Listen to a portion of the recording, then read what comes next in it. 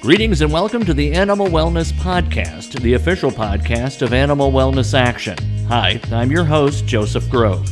On this show, we talk about animals and the people who care about them and have the ability to improve their lives by influencing culture and supporting pro-animal laws and regulations. To stay up to date with all of our news and information, subscribe to this podcast, receive our free newsletters and more, visit animalwellnessaction.org. With me today are Wayne Pacelli and Marty Irby. Wayne is the founder of Animal Wellness Action. Marty is its executive director and the chief lobbyist in D.C. Before we get into the topic du jour, I want to kind of touch base on a couple of other topics we've covered on previous shows. I'll turn to Marty first.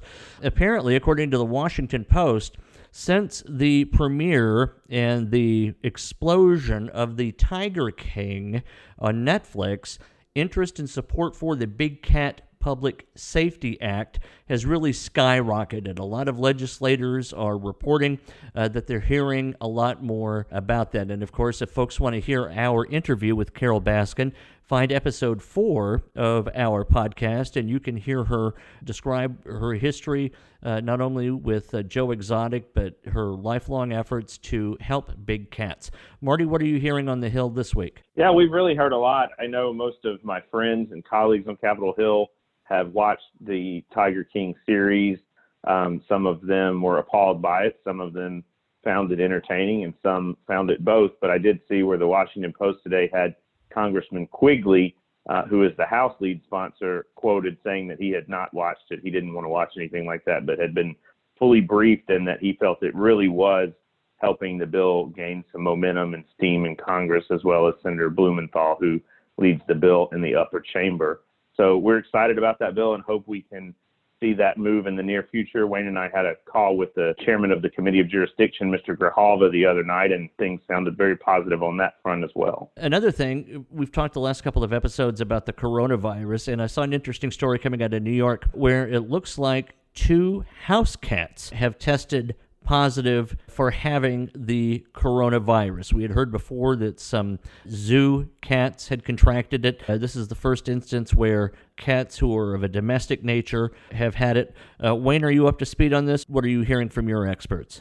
Yeah, well, we had known all along that cats were susceptible to contracting it, but while animals were the pathway of this starting into the human community, it doesn't appear that they are very infectious in terms of now these domesticated animals moving into people. So it's not an absolute dead-end host situation, but it's pretty close to it.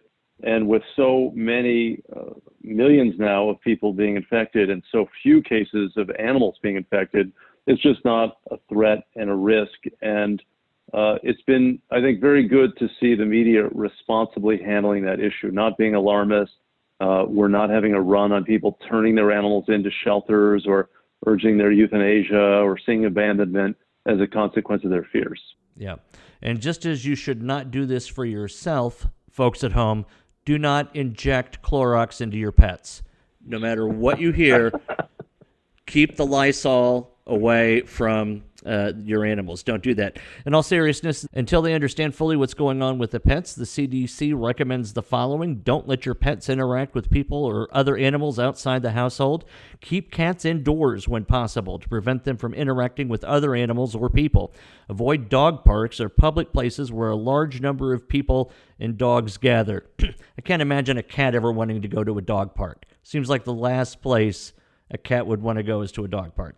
When possible, have another member of your household care for your pets while you are sick. Avoid contact with your pet, including petting, snuggling, being kissed or licked. Now, come on. Have we no fun during this epidemic? So, at any rate, if you've got cats, keep them indoors. Stop them from perhaps catching the COVID-19 there. Speaking of pets, I want to transition us now to the topic of the day, and that concerns Greyhounds. Greyhounds, of course, are known to be the fastest dog. They've been raced as a sport for years in conditions that would probably, I would guess in many instances, make the sparse conditions racehorses are kept in look positively opulent. But the good news is, and our special guest here today to talk about that, is that these tracks are diminishing in number. The number of states where races are held is diminishing. All of that inuring to the betterment, the better conditions, the greater life quality for these magnificent dogs.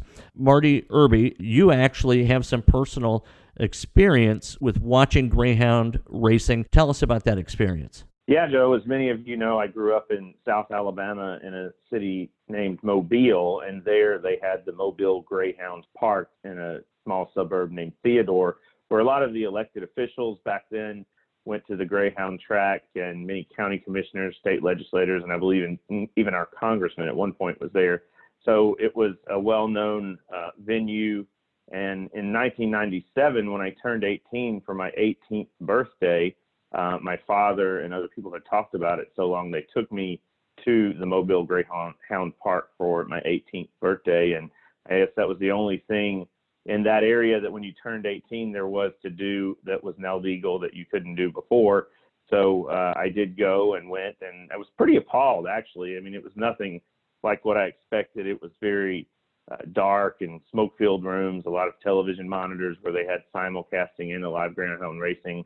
But there were also a lot of truckers and passersby. It was in a location near one of the corridors on Interstate 10. So it was very transient. But I never went back and never had any desire to go back to any Greyhound track.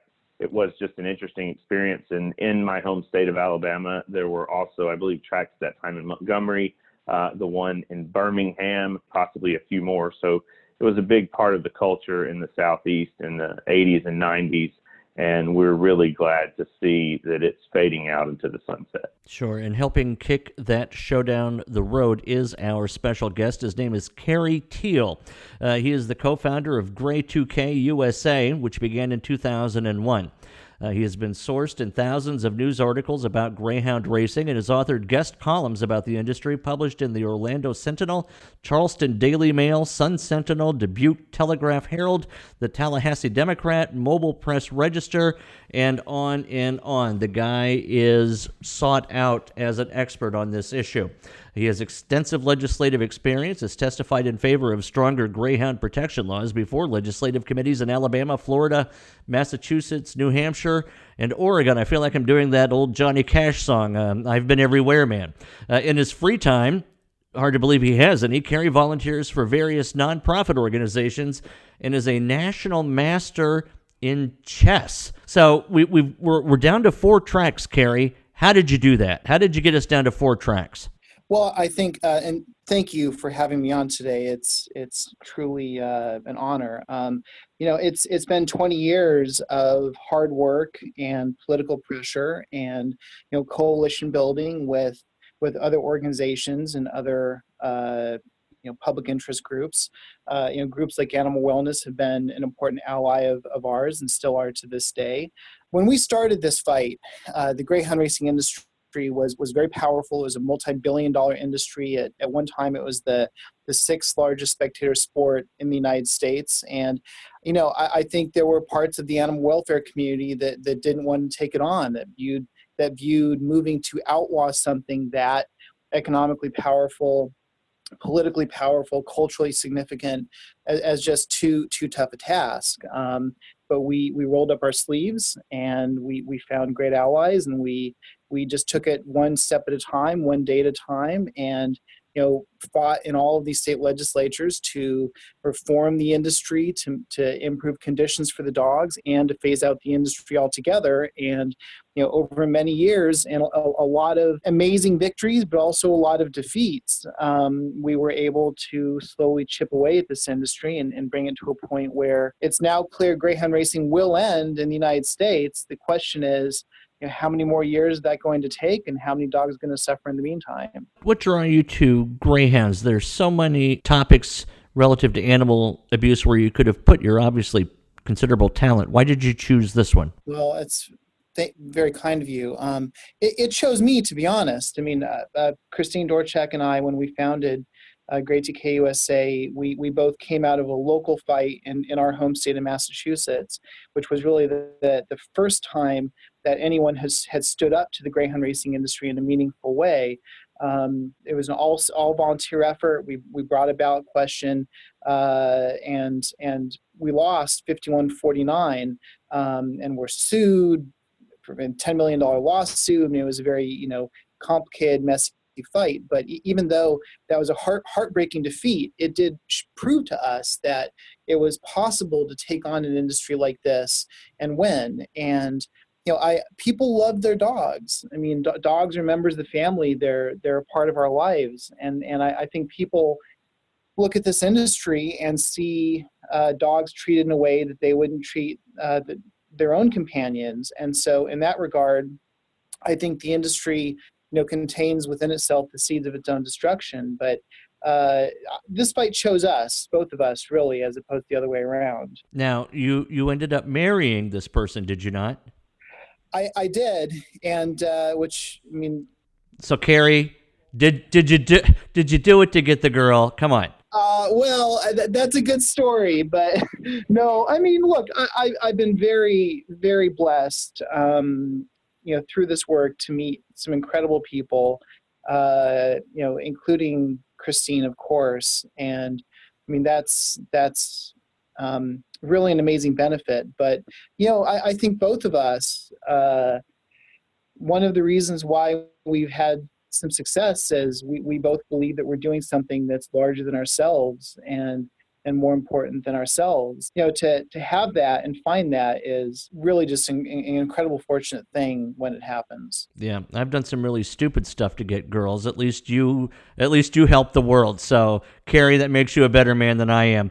You also, during the course of your career, you first met Wayne Pasali back in 1996. I'm going to turn it over to Wayne. Talk about your experience with this and what it was like collaborating early on with Carrie. Well, Carrie and Christine, whom I had known from a 1996 ballot initiative in Massachusetts to stop the use of steel jaw traps, other body gripping traps, and institute other reforms, Christine had already established herself as one of the leading animal advocates in the country. Carrie was just a teenager. He was 17 when I met him, and you could tell that this is an incredibly bright young man with such a bright future. And we benefited by having him on a winning campaign to protect wildlife in Oregon, to protect mountain lions and black bears. And then he and Christine really began to take on this greyhound issue. And at the time, there were a number of greyhound groups, but they were all doing rescue, which is noble, important work. They were taking dogs from the track and they were getting them adopted. And while that is crucial work, it was never going to turn around the problem. And I think Christine and Carrie really saw that you need policy solutions.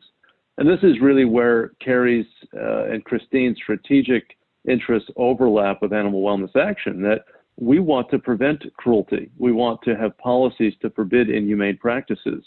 And Carrie and Christine are truly two of the most exceptional activists in the global movement for animals. I mean, you will not have two more strategic people. You also will not see two more resilient people. They have taken on a big industry, and you look now and you think, oh my gosh, well, in 2001, there are 50 tracks. That's an average of one track in every state. So imagine that. I mean, that it wasn't quite as evenly distributed as that. But now, once these new policies, the ban in Florida that Carrie and Christine were so instrumental in, the negotiation in Arkansas that we did with Grey 2K USA, phasing out the track there, it's down to 4, from 50 to 4, since they started their organization 19 years ago. I mean, this is a triumph.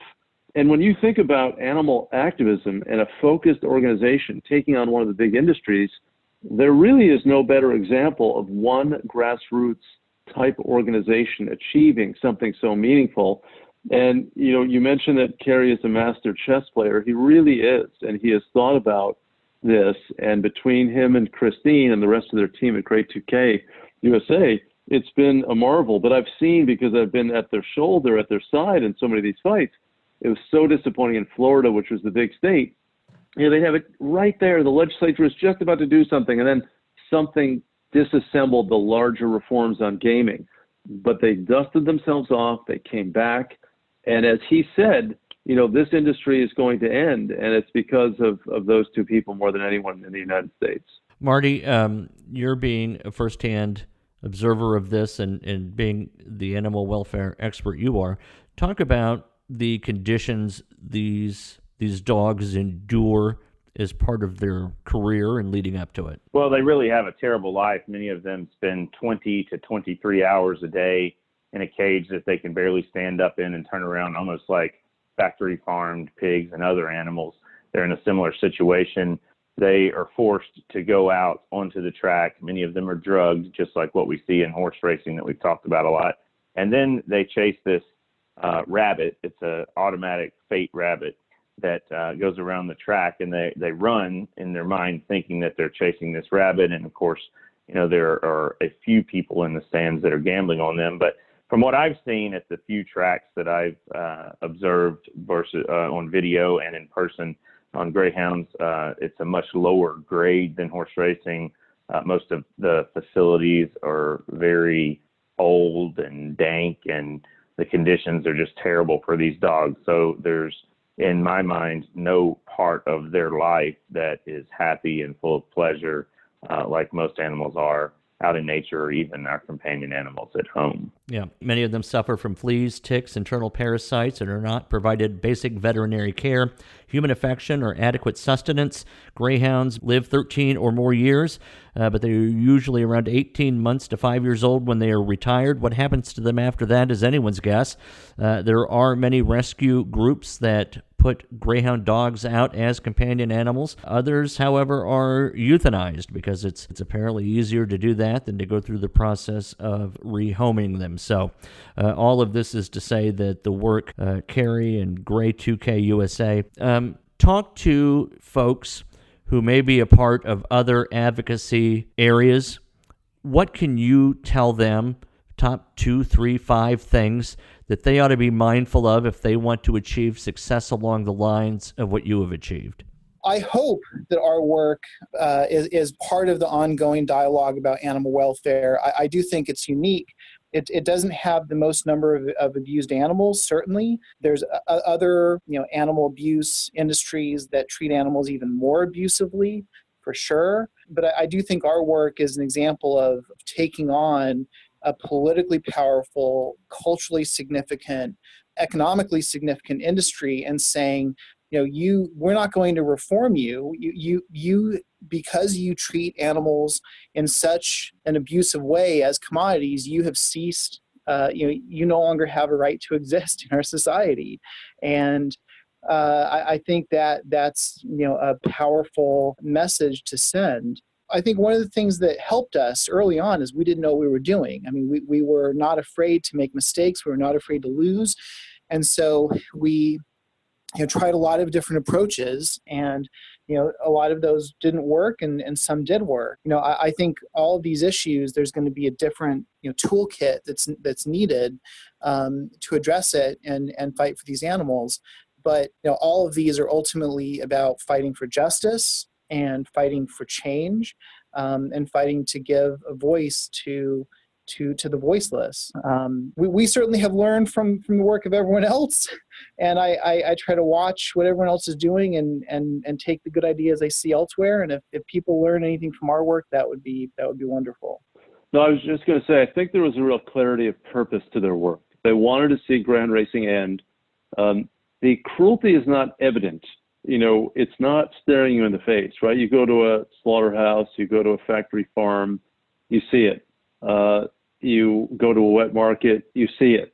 This is a little different. I mean, animals who are athletes are supposed to be well kept, right? I mean, they're robust, they're athletic, and in order for them to perform, they should be maintained that way. And the industry pushed back with those sorts of arguments time and time again.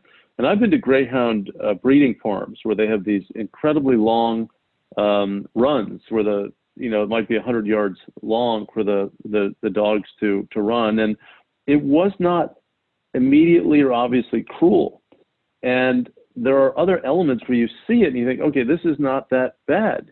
But I think what Carrie and Christine did is they kept peeling back the layers of this, and they found on-track injuries were so much more than anyone expected, that the dogs were hurtling around the tracks. They were breaking their backs, they were breaking legs, they were dying on the track, and they began to pull these elements together. I think, Joe, when you asked what they did, I think the research was important. So they had clarity of purpose. They researched this so they knew the issues as well as anyone in the industry. And then they began to really understand how the levers of power work. And they then tied in the economic arguments. They showed it was a dying industry, that it was subsidized by other gaming interests, that there was very little interest in it. And when you pull all those strands together, that's where you get success. But again, the key factor to me was resiliency. They kept fighting. They lost the ballot measure 51-49 in Massachusetts, and they went back and they did it until they won.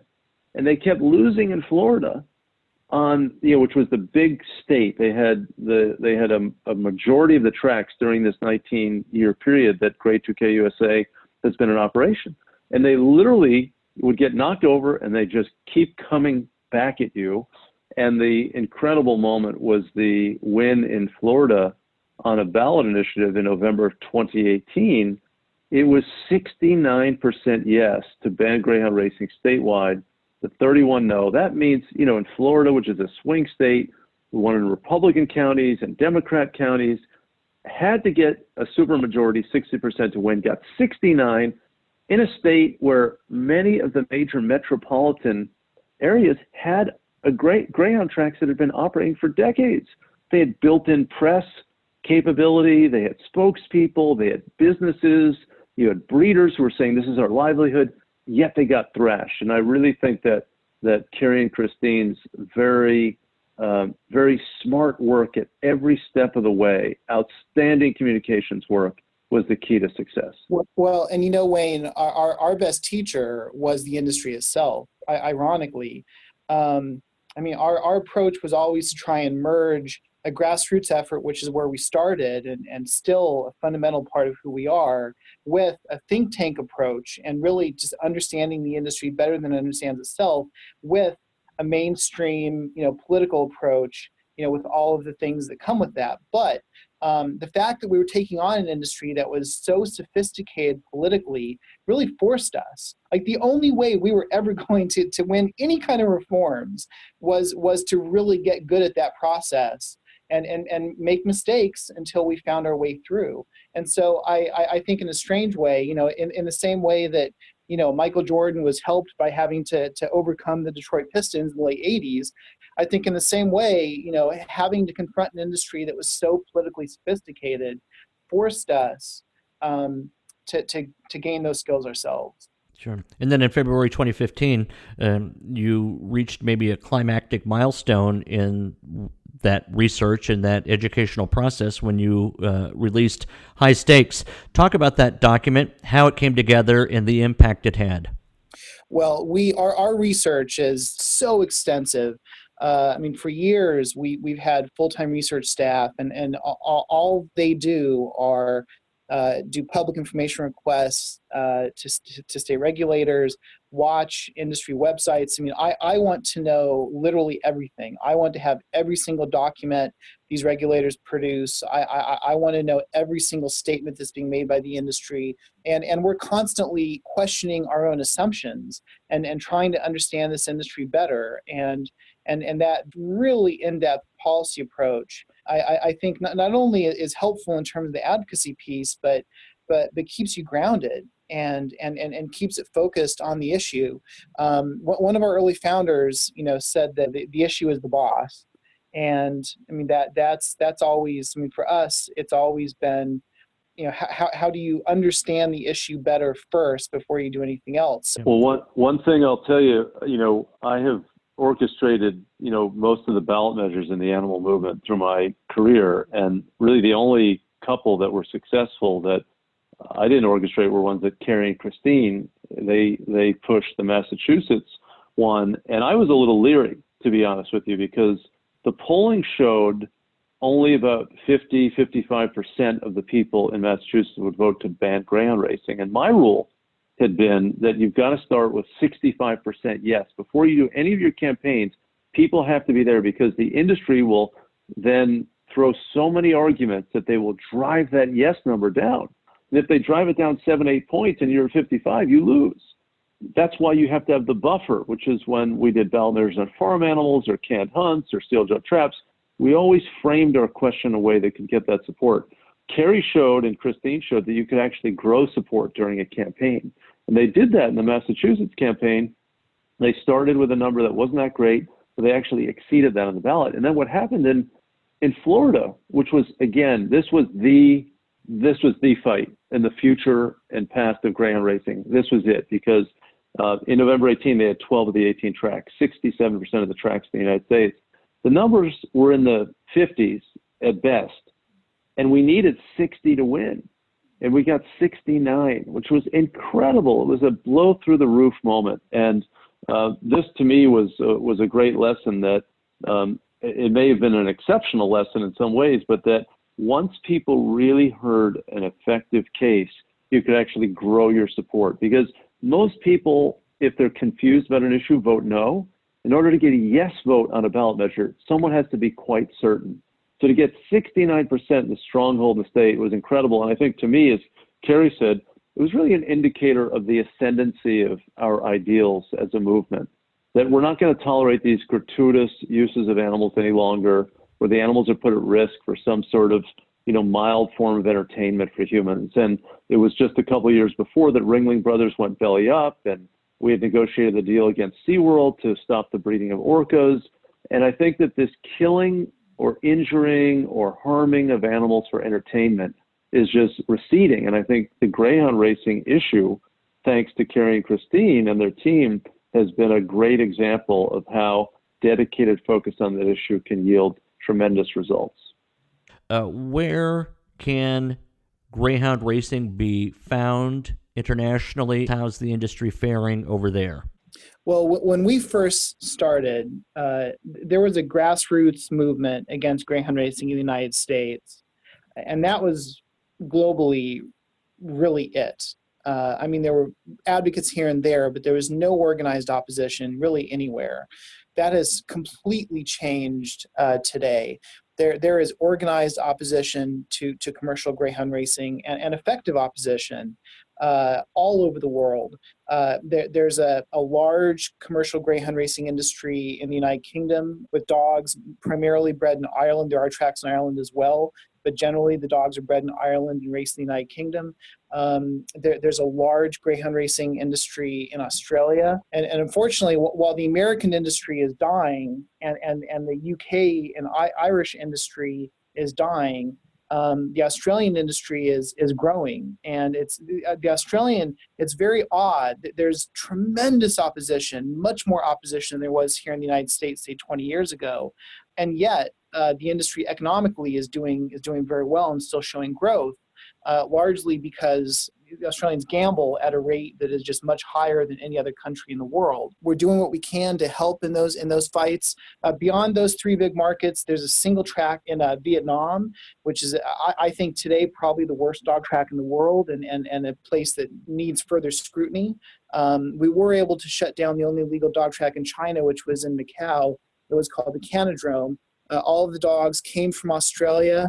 They were shipped to this track in Macau. All of the dogs would die. We paired up with a fantastic local ally named Albano Martins and Anima Macau.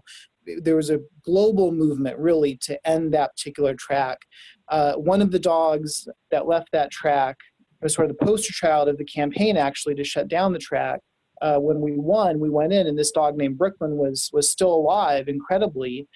Brooklyn came home with us. He, a couple weeks after arriving here, was diagnosed with bone cancer. So he had amputation and chemo, but he's really a survivor, and he's such a sweet dog, despite the fact that he lived for 8 years in a cement cell, and again, in the worst dog track in the world. It's really remarkable that he survived that, and I think he is an inspiration for us to keep fighting and keep working until not only greyhound racing ends here in the United States, but ends worldwide.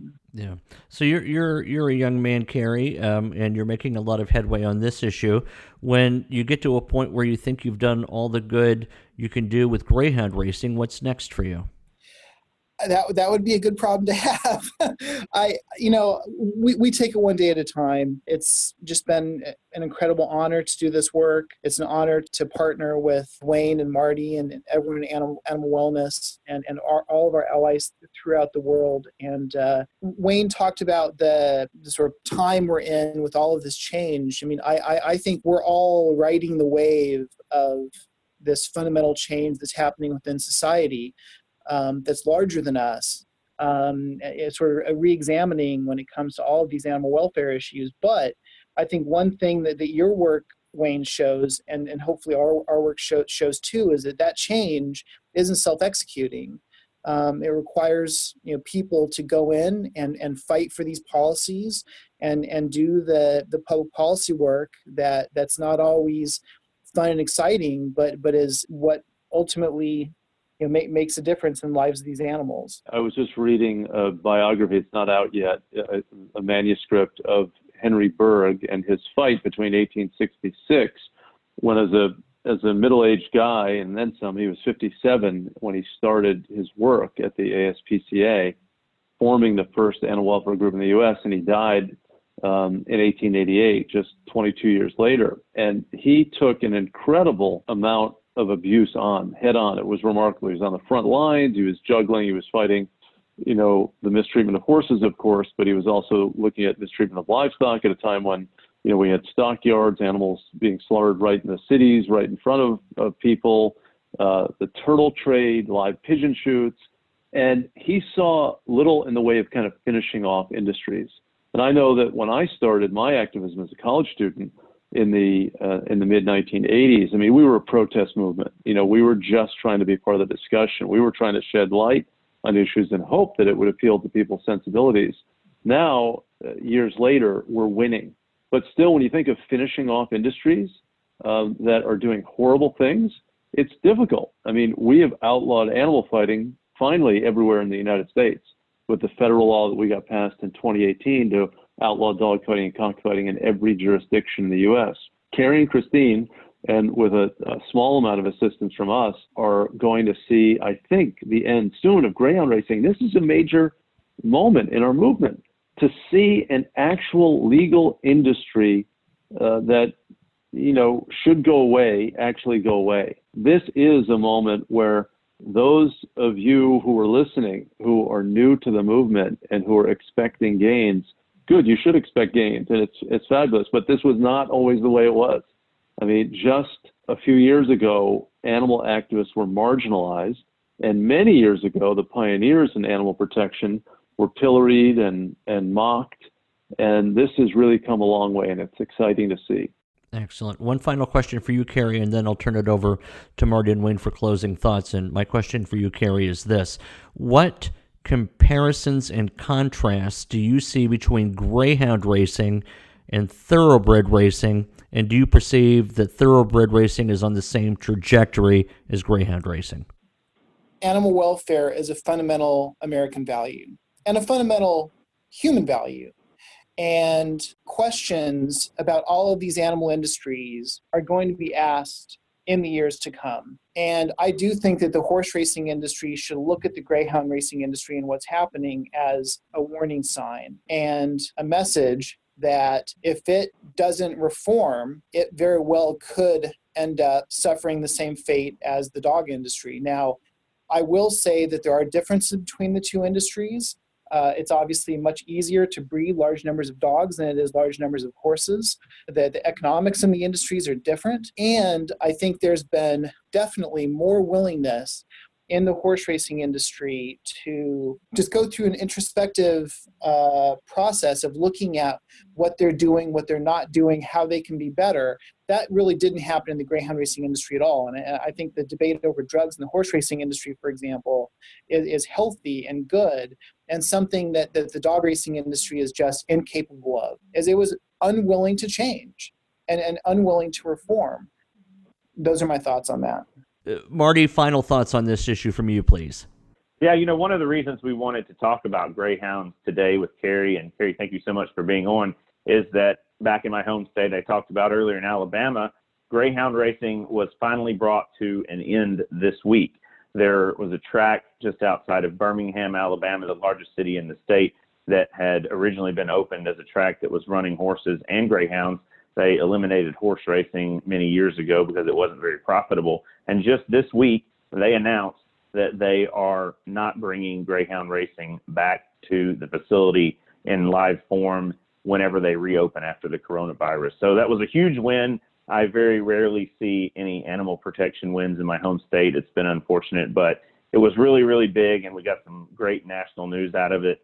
And I know the folks that I've talked to back home in Alabama really thought it was a great thing. So I think that we just need to keep pressing on and pushing as Kerry has done. I admire the great work he and Christine have done, and thanks for coming on today, Kerry. Wayne?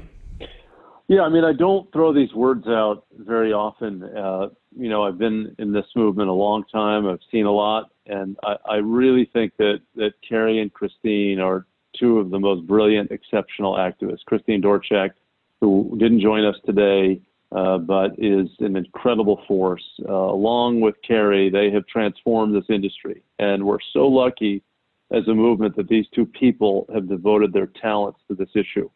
And it reminds all of us that individuals, when they are determined and focused, and if they're blessed with these intellectual abilities, they can transform the world. And their work is not done. This is not a victory lap, but the trajectory is clear. From 60 tracks, perhaps in the 1970s or 80s, to 50 tracks when Kerry and Christine started their work in 2001, to get to 4 is remarkable. And, the industry has said, oh, what's going to happen to all the dogs? There are 500 dogs per track. They're all going to be euthanized. And it was just overblown rhetoric. People have absorbed those dogs into our communities. None of these dogs needs to be euthanized after the tracks shut down. They'll have good lives where they'll be socialized, they'll be loved. And I think that's kind of the fundamental thing. The folks who are in this industry, they don't think they're cruel. Many of their normal behaviors are not cruel, but they just think of the dogs as racing animals. They're not loved companions. And I think that was the vulnerability of the industry. And I have friends in the industry. I've talked to them. I respect them. I admire them. But they just don't get that Americans expect something different in terms of their relationship with dogs. They're supposed to be loved. They're supposed to be cared for. And even if there's no obvious cruelty, that's not enough in this day and age. And again, my hat is off to Kerry Teal and Christine Dorchak, the founders of Grey 2K USA Worldwide. They've done a great job, and so happy that Kerry was able to join us today. Yeah, excellent. Kerry, what's the URL? Where can people go to learn more about your organization and donate and subscribe? Well, thank you. It's an honor to be on today with these two good friends. And if you want to learn more, you can go to our website at grey2kusa.org. And greyhounds are wonderful, loving companions as well. So if you're looking to adopt, consider adopting a greyhound. All right, gotcha. Excellent. And thank you for that. And I have a favor to ask of our listeners, and that is when you subscribe to us from iTunes, would you give the show a rating? We're not going to ask you to give it a great rating if you don't think it's great, but if when you subscribe to us on iTunes, which if you haven't, why not? Clearly, I got two great geniuses here with me that love animals like you do, so you should be subscribing. Go there. So far, the only ratings we have are from our mothers, and my mom even just gave us a 3. She said I sound too nasally, so it's like, thanks, Mom. That's coming out of your Mother's Day present. Thank you so much for listening to the Animal Wellness Podcast. I've been your host, Joseph Grove. Be sure to visit animalwellnessaction.org to find out about all of our legislative efforts, subscribe to our newsletters, and link up with our social media channels. Want to subscribe to this podcast? Go to iTunes, Stitcher, Spotify, Podbean, and we'll be back real soon with another episode of the Animal Wellness Podcast.